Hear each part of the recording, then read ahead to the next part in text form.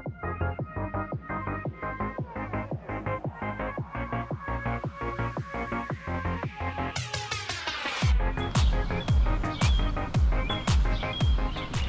guys, I'm Kira. Welcome back to my channel. This is Homestead Dreaming, and today I wanted to talk to you about how I take care of my tomato plants.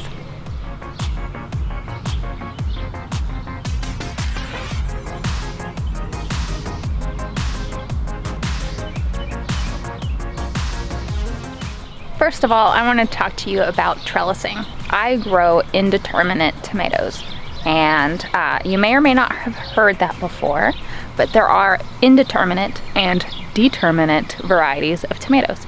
And the difference is that determinate tomatoes have a determined amount of blossoms and fruit that they put off. Those are the kind of tomatoes that you have absolutely no problem trellising in tomato cages. They're perfect for that. There are also indeterminate varieties of tomatoes, which are the varieties that I particularly like to grow, and they will continue to grow until the weather says no more. And by that I mean they will continue to grow taller and to put off blossoms and to put off fruit until it freezes. And so they typically grow to 7, 8, maybe sometimes even 10 feet high. And so a little 3-foot tomato cage is not quite tall enough for what I like to grow. Now, there are plenty of different trellising ideas and different ways that you can trellis indeterminate tomatoes. Due to the fact that I live in town, I like to grow my stuff in my front yard.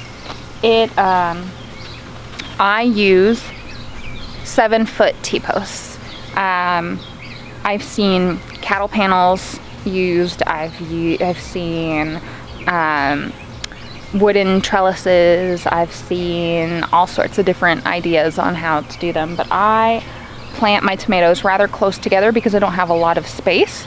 So I prune them heavily and I stake their main stem to a T-post.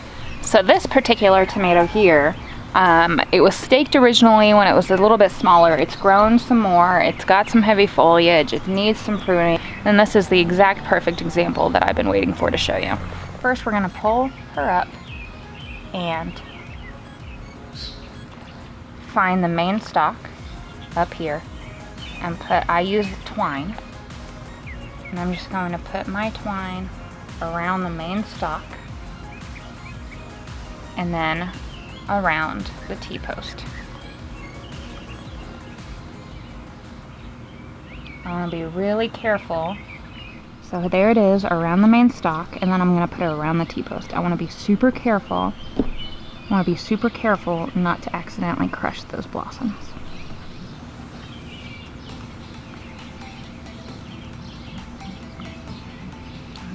Very lightly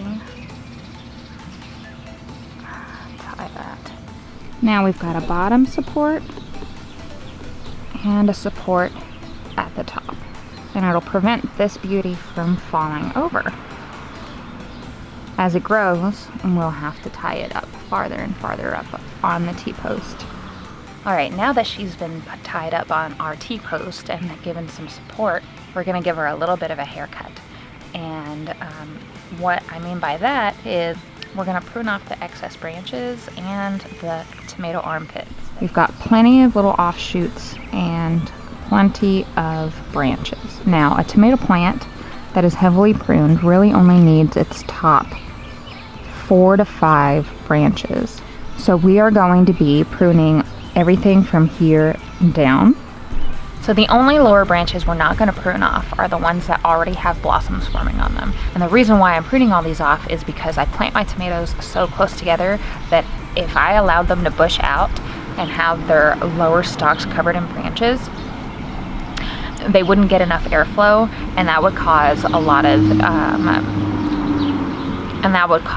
some fungus and mildew and bug problems. But if you look closely here, we've got some armpits going on. Now, I don't want to accidentally risk cutting into a branch that I want to keep, so I'm just going to pinch this little armpit off,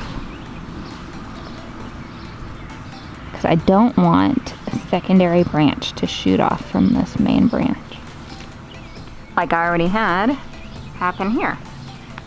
So rather than cutting this one off, I'm gonna cut this main one off here. Now, moving on to the next one. I accidentally let 2 stalks grow.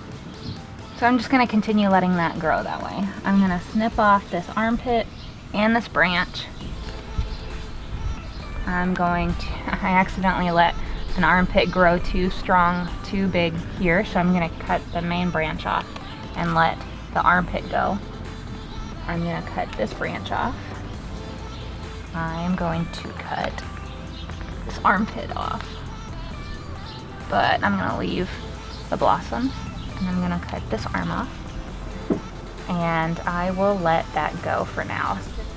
And since they both have blossoms, it would be more of a detriment to cut one off and let the other one grow than to leave it. So I will be leaving that the way it is.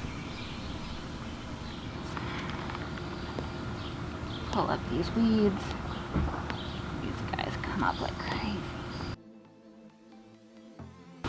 So on this one, something has been eating these blossoms. So I want to look and see if I can find any eggs or caterpillars. And I am finding some pests here, and I'm not super familiar with all the pests. I think that these might be spider mites.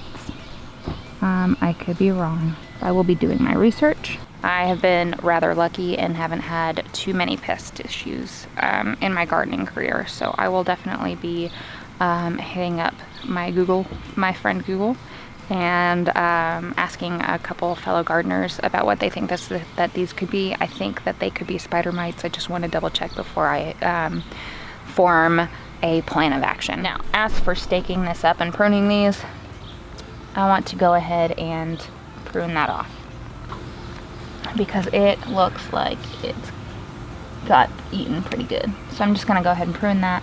I'm gonna prune this one. I'm gonna pinch the armpit off of this, and I'm gonna pinch the armpit off of this. This one's a lot bigger, but I don't want this to grow more than it already has. So now that I've pruned my tomato plant to one main stalk here with some bug action, I will be taking my twine and my cute little safety scissors, and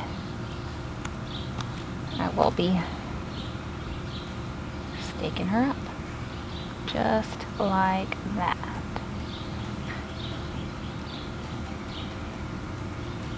Boom.